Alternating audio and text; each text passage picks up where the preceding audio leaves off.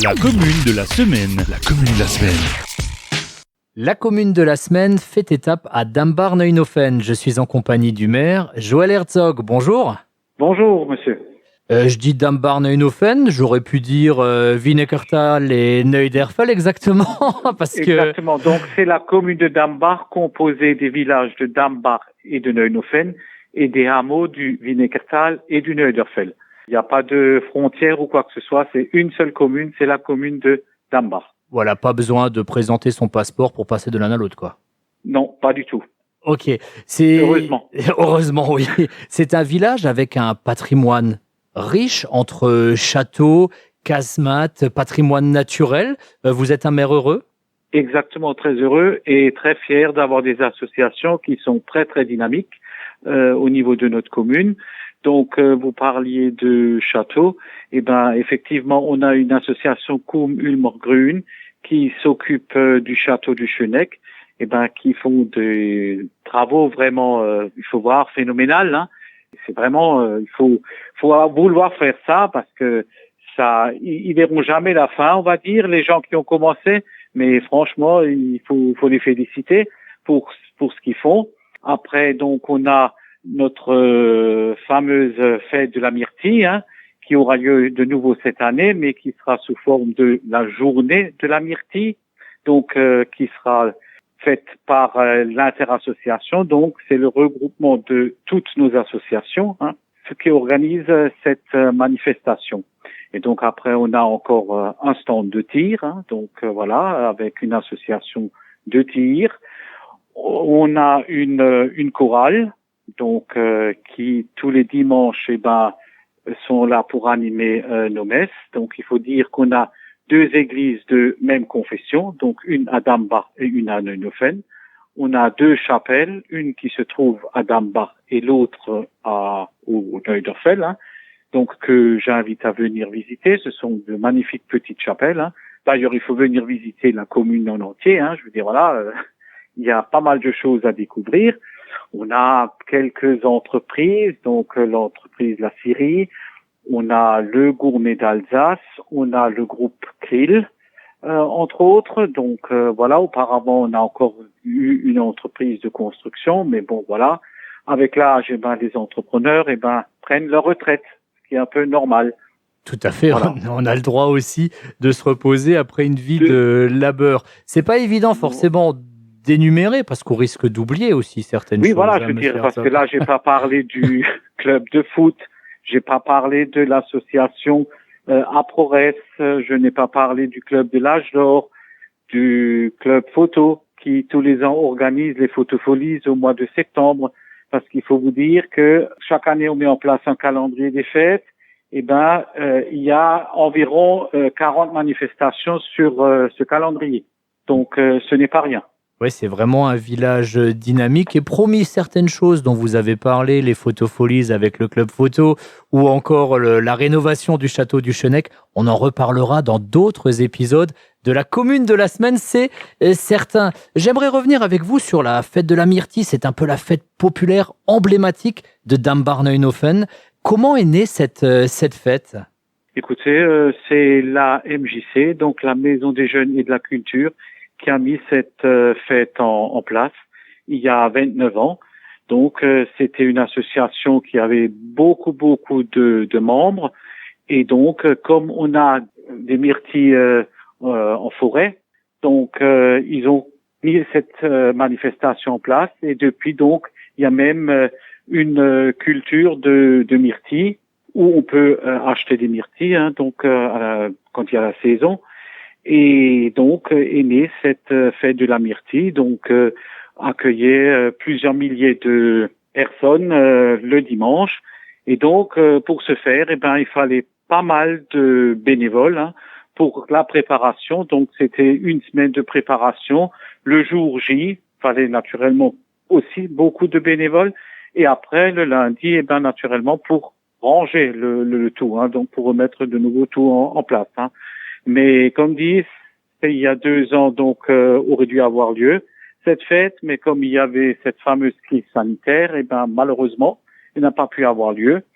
Et donc entre-temps, la MJC a moins de bénévoles, Donc forcément, ils ont plus voulu reconduire cette fête. Et donc moi j'ai insisté pour que cette fête ait de nouveau lieu, parce que c'est vraiment une fête qui fait partie de notre patrimoine du village. Et donc c'est maintenant l'interassociation, donc l'INAS, qui chapeaute cette fête. Et donc parlant de la MJC, la MJC s'occupe aussi de nos casemates. Donc on a la ligne Maginot qui traverse notre commune. Et donc la MJC a remis au goût du jour, on va dire, les deux casemates. Donc on peut les visiter à partir du mois de mai, et donc sur demande aussi. Si jamais il y a un groupe qui veut passer en bus, il y aura toujours quelqu'un qui pourra faire la visite guidée. Et je peux vous dire, vous ne serez pas déçus de ce passage dans ces casemates. Voilà, c'est noté pour les auditeurs, un petit tour aux casemates, et bien sûr la date du 17 juillet pour la fête des Myrtilles est en gros dans l'agenda. Vous avez parlé des deux églises tout à l'heure, je crois qu'il y a des travaux qui sont prévus en 2022. Exactement, donc ça fait aussi, c'est au programme depuis 2 ans, donc le ravalement des façades de nos deux églises. Et donc, pour Neuenhofen, il y aura aussi encore des travaux au niveau de la charpente, parce que c'est sûr que c'est une charpente qui date d'après-guerre, donc il y a des rénovations à faire. Et au niveau de l'église de Dambar, il y a l'entrée qui est à refaire, parce que le revêtement est ce qu'il est, donc il faut aussi le changer. Et donc, il y a aussi le mur du cimetière, donc qui est encore en grès des Vosges, qui sera aussi réparé, et les joints seront remis à neuf.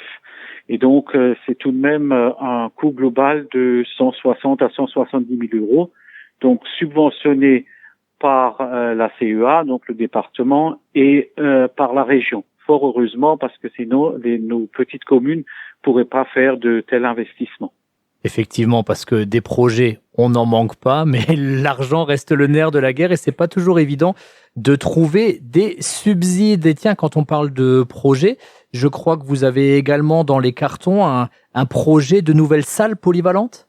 Exactement, donc on l'avait annoncé lors de notre campagne électorale, donc qu'on voulait mettre en place une nouvelle salle. Donc, parce que le Mille Club qui existe a plus de 40 ans d'âge, donc il a été construit dans les années 70, et donc vieillit mal, on va dire. Donc, on a l'intention de faire une nouvelle salle polyvalente, mais pour l'instant, vu les coûts élevés des matières premières, de la main d'œuvre, etc., là, on attend, mais on travaillera tout de même sur le projet pour que le jour où les prix reviennent de nouveau à la normale, pour qu'on puisse de nouveau tout de suite débuter ces travaux. Et donc, il faudra aussi chercher des subventions. Donc, ça prendra aussi un certain temps. Donc, je pense qu'on prendra tout de même un an et demi pour travailler sur ce projet, voir où trouver les subventions et mettre en place un plan de financement. Voilà, donc il s'agira d'être prêt, mais de rester prudent. Et Monsieur Herzog, vous êtes dans le monde politique local depuis quelques années. Vous étiez déjà maire lors du précédent mandat et vous avez été, lors de 3 mandats, adjoint au maire. Quelle est votre principale fierté lors de ces années écoulées au conseil municipal? Et quel est peut-être votre petit regret, si vous en avez un? La principale fierté, c'est que quand des projets fonctionnent et que on est toujours satisfait quand on voit ce qu'on a pu faire, l'évolution de la commune depuis un certain temps, que le tissu associatif fonctionne assez bien et qu'on est proche des gens. Le regret, c'est que ces dernières années, surtout après Covid, les histoires de voisinage n'arrêtent pas de monter. Actuellement, les gens ne peuvent plus discuter ensemble. Je veux dire, on vient tout de suite en mairie, on vient tout de suite rouspéter. On réclame un peu pour tout et n'importe quoi. Et pourtant, des fois, il suffit de toquer chez le voisin et puis de lui dire, écoute, il y a ça ou ça qui me plaît pas.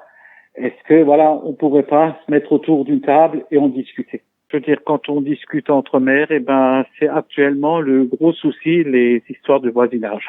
On va les laisser derrière nous et on se plongera avec plaisir tout au long de la semaine dans dans le joli cadre de Dambar-Neunofen, commune de la semaine sur Studio 1. Merci beaucoup, Monsieur Herzog. Merci und kommen alle auf Dambar-Neunofen. Bei uns ist gut leben.